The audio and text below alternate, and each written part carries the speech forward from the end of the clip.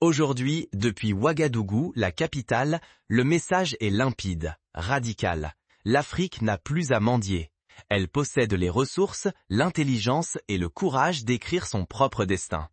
Le rêve de souveraineté prend forme dans la brique, le ciment et la sueur de 50 000 foyers érigés par des Burkinabés pour des Burkinabés. On appelle cette initiative la ville de la dignité, mais son ambition va bien au-delà de la simple construction de logements sociaux.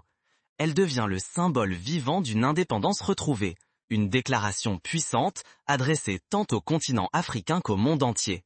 Ici, l'Afrique choisit enfin de décider sans demander la permission, sans subir la tutelle d'autrui. Et si, dans le tumulte du XXIe siècle, une petite nation d'Afrique de l'Ouest venait bouleverser d'un revers de main toutes les certitudes sur la pauvreté, l'aide internationale et la dignité du continent? Imaginez un instant. Le Burkina Faso annonce la construction de 50 000 maisons, sans recevoir un seul franc venu de l'étranger. Ce n'est ni une promesse vague, ni un vœu pieux. C'est un chantier concret, financé, planifié et lancé avec les seules ressources du pays. Ce projet résonne comme un coup de tonnerre dans un ciel longtemps assombri par la dépendance économique et l'injustice historique. Depuis des décennies, le Burkina Faso, à l'instar de beaucoup d'autres pays africains, a vécu sous le poids de l'aide étrangère, de la pauvreté orchestrée et de récits négatifs fabriqués à l'extérieur. Des générations entières ont grandi convaincus que seul l'appui venu de Paris, Washington ou Londres pouvait faire avancer leur pays, que la réussite locale était une exception, jamais la règle. Pour bien saisir la portée de ce défi, il faut revenir en arrière. Il faut comprendre comment la dépendance s'est installée, pourquoi elle a persisté et pourquoi le choix du Burkina Faso pourrait marquer un tournant majeur dans l'histoire du continent africain. Plongeons ensemble dans l'histoire qui a façonné cette dépendance. Comment en est-on arrivé à croire que l'aide étrangère était la seule voie possible vers la prospérité? L'enjeu de cet acte est immense. Si le projet aboutit, il deviendra la preuve éclatante qu'il est possible, même dans un pays modeste, de se libérer du carcan de l'aide étrangère, et, par là même, de reconquérir la dignité et le respect pour tout un continent. Mais l'échec, lui, risquerait de raviver les stéréotypes et de décourager tous ceux qui, au Burkina Faso comme ailleurs, espèrent une Afrique forte, libre et indépendante. L'histoire du Burkina Faso, et plus largement celle de l'Afrique, a trop souvent été racontée selon des prismes extérieurs. Depuis de longues décennies, la version dominante de ce continent est façonnée ailleurs, loin de la terre même dont elle parle. Dans les journaux occidentaux, l'Afrique devient une succession d'images de misère, de chaos, d'incapacité chronique. À chaque couverture, on ressasse la même rengaine. Un continent impuissant, toujours dépendant de l'aide d'autrui ou piégé par ses propres difficultés. Mais à qui profite vraiment cette image appauvrie? Les médias internationaux ne se contentent pas de relater. Ils filtrent, simplifient, transforment et diffusent un récit qui légitime aide sous conditions, intervention militaire et mainmise sur les ressources. Présenter l'Afrique comme éternellement en crise, c'est justifier une tutelle silencieuse. C'est décourager les investisseurs et surtout figer des peuples entiers dans un portrait qui n'est pas le leur. Prenons un exemple concret. En 1994, le Rwanda, marqué par les stigmates du génocide, fut dépeint comme un pays sans avenir, condamné à l'aide humanitaire perpétuelle. Pourtant, 2 décennies plus tard, Kigali s'est hissé au rang de capitale moderne, gérée par ses propres moyens, avec une politique de tolérance zéro contre la corruption. L'image du Rwanda a changé, non pas parce qu'un média occidental l'a décidé, mais parce que le peuple rwandais a pris en main sa destinée. Sur le terrain, une autre vérité s'écrit chaque jour. À Ouagadougou, à Bobo-Dioulasso, dans la poussière des villages du Sahel, les habitants refusent d'être réduits à des statistiques de détresse. Les murs peints, les fresques colorées, les slogans portés par la jeunesse proclament la fierté, la solidarité, la volonté farouche de s'en sortir par eux-mêmes. Derrière les clichés, une force collective invente, s'organise et bâtit. C'est une lutte quotidienne pour reprendre la main sur l'image de soi, pour que la voix du pays ne soit plus étouffée par des intérêts extérieurs. Mais un projet inédit vient aujourd'hui bouleverser cette fatalité. Au Burkina Faso, une initiative audacieuse entend reprendre le contrôle du récit collectif et démontrer la capacité du pays à se réinventer. Cette bataille pour la narration ne s'arrête pas aux frontières africaines. Dans la diaspora, et surtout chez les communautés afro-américaines, on connaît trop bien le poids des stéréotypes. Pendant de longues années, la presse américaine a associé la couleur noire à la marginalité, à la pauvreté, passant sous silence les réussites, l'autonomie, la créativité. Le même mécanisme opère. Une parole extérieure impose ses limites, façonne la perception et verrouille le statu quo. Chaque fois qu'un Burkinabé, qu'un Africain prend la parole, c'est un acte de résistance. L'enjeu dépasse le simple contrôle de l'image. Il s'agit de dignité collective, de confiance retrouvée, du droit de rompre avec un cycle de dépendance imposé. Si ce récit ne bascule pas, le prix à payer est lourd. Perte d'identité, fuite des talents, découragement général, désengagement des investisseurs et, pire encore, la perpétuation d'un système où l'ingérence étrangère reste toujours justifiée. Comment un pays baigné d'or et de minerais rares peut-il rester parmi les plus pauvres de la planète? Pour comprendre cette énigme, il faut remonter à la vague de décolonisation des années 60. Nombre de pays africains, fraîchement indépendants, hériteurs de structures économiques extraverties. L'essentiel de la production, coton, cacao, minerais, partait à l'export et les bénéfices restaient entre les mains des compagnies étrangères. Au Burkina Faso, l'histoire est similaire. Or, uranium, manganèse, chaque année, des tonnes de ces ressources sont extraites. Pourtant, l'essentiel des profits s'envole, échappant au pays. Presque toute la valeur, 9 parts sur 10, atterrit à l'étranger, happée par des multinationales grâce à des contrats calibrés pour leurs actionnaires. Prenons l'exemple du Ghana, voisin du Burkina Faso. Dans les années 70, ce pays produisait de l'or, du cacao et du bois. Mais la grande majorité des profits s'évaporait vers l'Europe. Kwame Nkrumah, le premier président du Ghana, tenta de renverser la vapeur, en créant des industries nationales. Mais il fut rapidement renversé, victime des intérêts croisés des multinationales et des puissances occidentales. La leçon reste valable aujourd'hui. Sans contrôle sur ses ressources, une nation reste vulnérable, même assise sur une montagne d'or. Ces accords miniers se négocient souvent derrière des portes closes, loin des regards du peuple. Les clauses sont déséquilibrées. Les sociétés étrangères emportent les ressources, promettant des retombées économiques, qui, pour la population, ne se matérialisent jamais. Le pays, lui, ramasse les miettes, tout en héritant de la pollution, des terres stérilisées et des familles déplacées. Un exemple parlant, au début des années 2000, le Mali a été contraint d'ouvrir son marché du coton à la concurrence mondiale.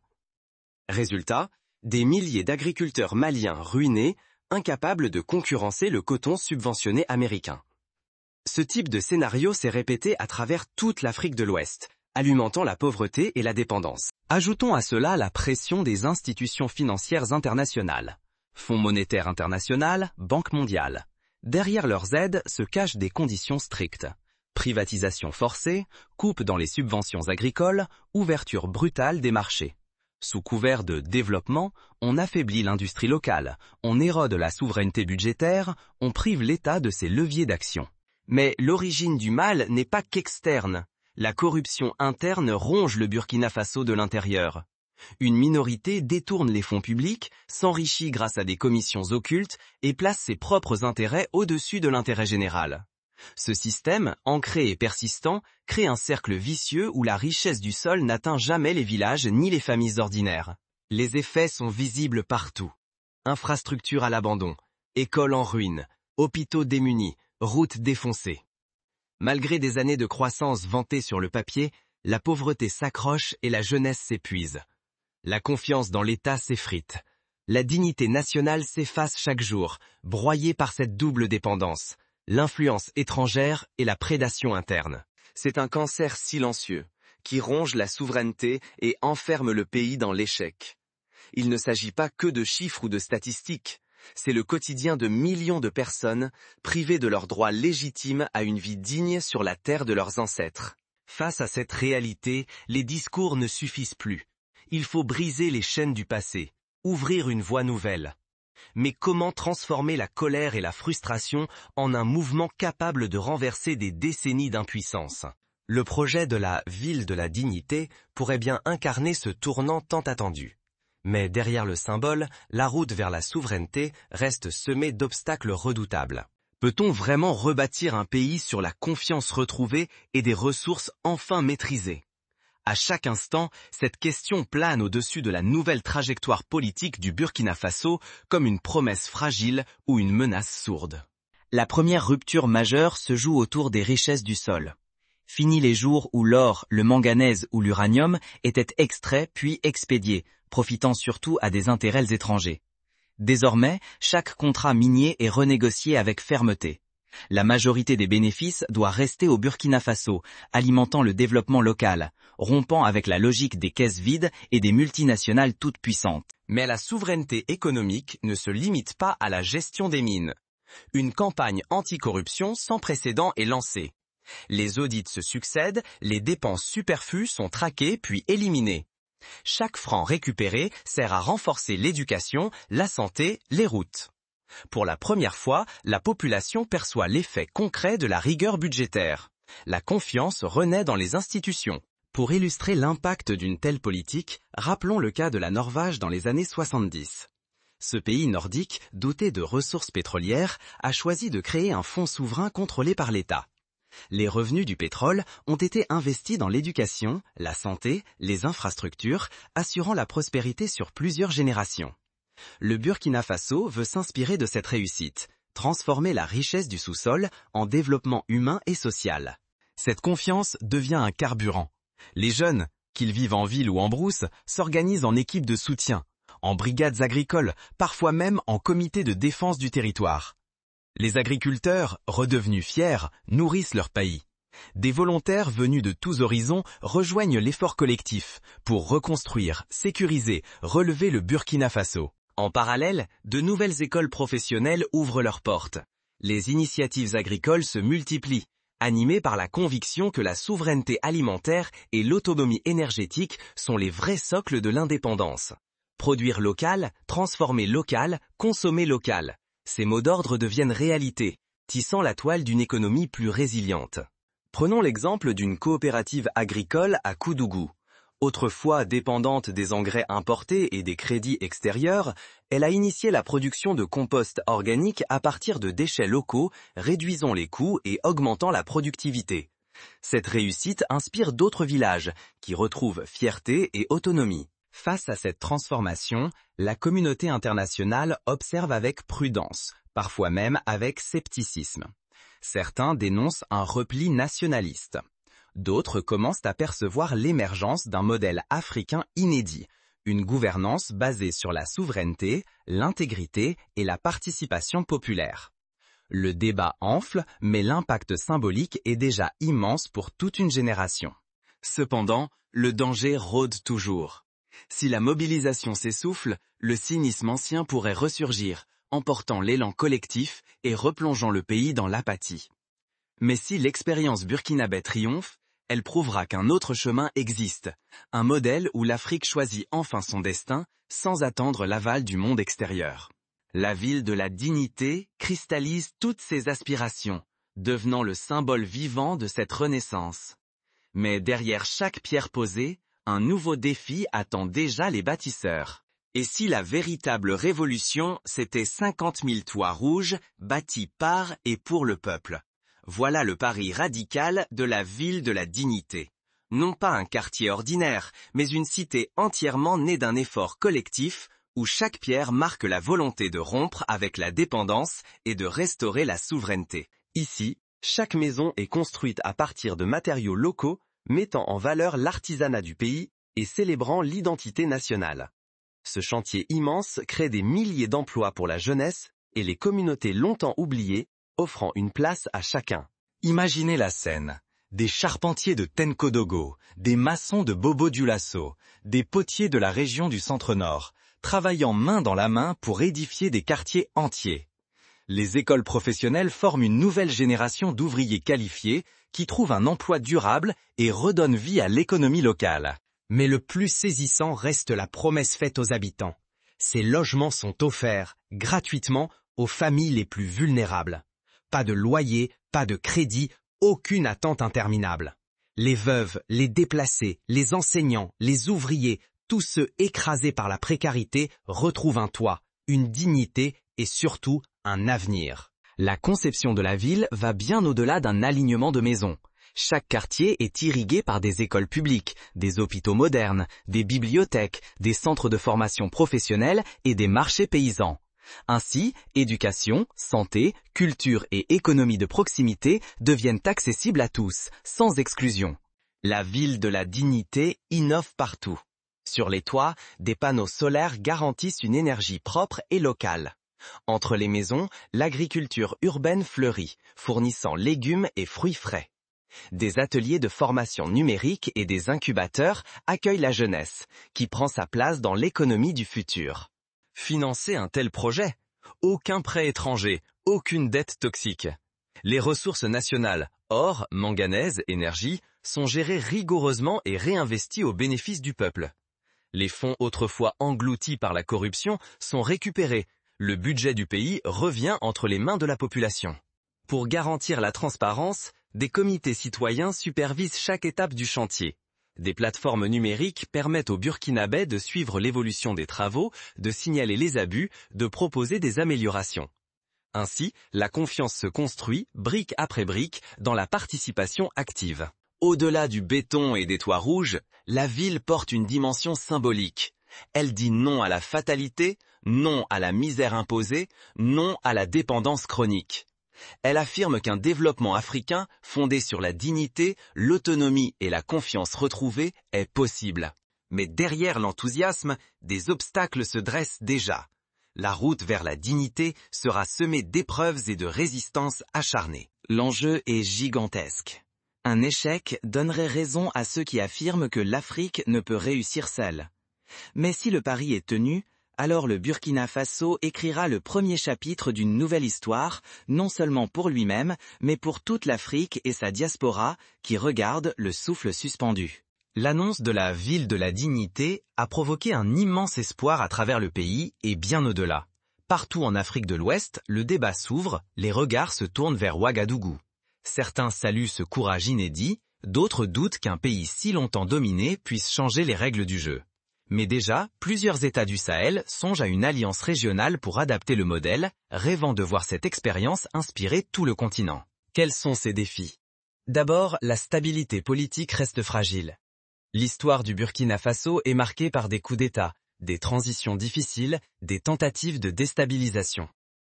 Pour que ce projet réussisse, il faut une gouvernance stable, inclusive, capable de résister aux pressions internes et externes. Le défi logistique est aussi de taille. Construire 50 000 maisons en quelques années nécessite une organisation sans faille, des chaînes d'approvisionnement robustes, une main-d'œuvre qualifiée et des infrastructures de transport efficaces. Chaque retard, chaque malfaçon, chaque déviation de fonds risque de miner la confiance populaire. Ensuite, la sécurité demeure un enjeu crucial. Dans le nord et l'est du pays, des groupes armés menacent la paix sociale et entravent la mobilité des personnes. Le gouvernement doit investir dans le dialogue communautaire, renforcer la cohésion et proposer des alternatives économiques pour tarir la source du recrutement des groupes extrémistes. Pour anticiper ces écueils, le Burkina Faso s'inspire d'expériences étrangères. À Singapour, dans les années 60, la construction de logements sociaux à grande échelle fut un levier pour éradiquer les bidonvilles et créer une classe moyenne dynamique. La clé du succès? Transparence, planification minutieuse, mobilisation citoyenne et lutte acharnée contre la corruption.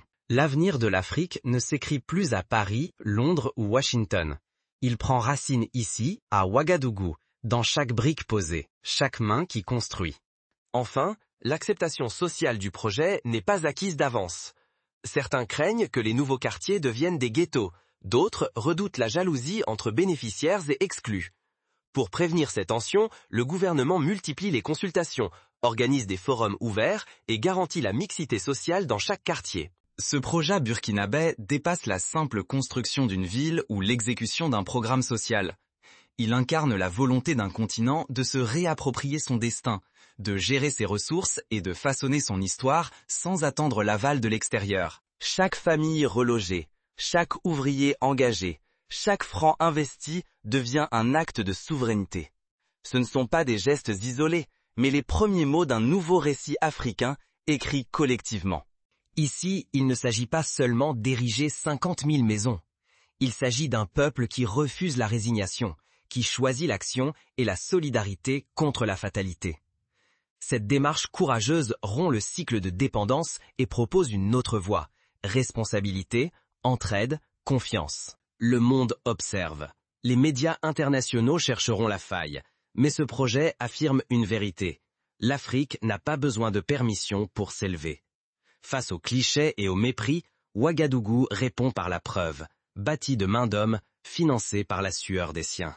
Et le plus grand défi, c'est la capacité de croire en soi. Oser affirmer que la dignité ne se négocie pas, qu'elle se construit chaque jour par l'engagement.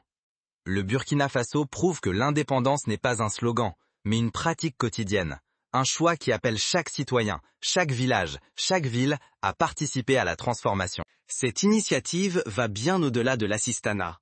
Elle invite une génération entière à devenir bâtisseurs de leur propre avenir. Elle interpelle la diaspora, les jeunes, les rêveurs, les sceptiques. Et si la révolution de la dignité commençait ici, portée par ceux que l'on disait condamnés à attendre? Ne laissons pas ce moment filer. Refusons la résignation, le découragement ou la fuite vers l'exil. Chaque pas gagné sur la souveraineté, chaque réussite contre l'adversité inspire bien au-delà des frontières du Burkina Faso. À ceux qui doutent encore, ce projet lance un défi.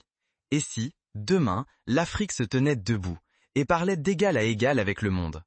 Et si la prochaine génération grandissait en sachant que sa dignité n'est pas à vendre? Les enseignants peuvent intégrer l'histoire de la ville de la dignité dans leur programme pour éveiller la fierté et l'esprit critique. Les médias locaux peuvent relayer les réussites, donner la parole aux bâtisseurs, déconstruire les stéréotypes. Pour accompagner cette transformation, chacun peut agir à son niveau. Les citoyens burkinabés peuvent participer aux chantiers collectifs, signaler les abus, encourager la transparence. Les entrepreneurs locaux peuvent proposer des innovations, créer des coopératives, former la jeunesse. La diaspora peut investir, partager son expertise, transmettre des savoir-faire. Sur le plan international, il appartient aux partenaires de reconnaître la légitimité de ce choix souverain, de respecter la volonté populaire, de cesser d'imposer des conditionnalités iniques. À l'échelle régionale, les gouvernements voisins peuvent entamer un dialogue pour harmoniser les politiques minières, mutualiser les ressources, lancer des chantiers communs. L'Union africaine peut soutenir l'initiative en facilitant l'accès au marché, en encourageant les échanges de bonnes pratiques. L'histoire s'écrit maintenant. Elle invite chacun à la rejoindre.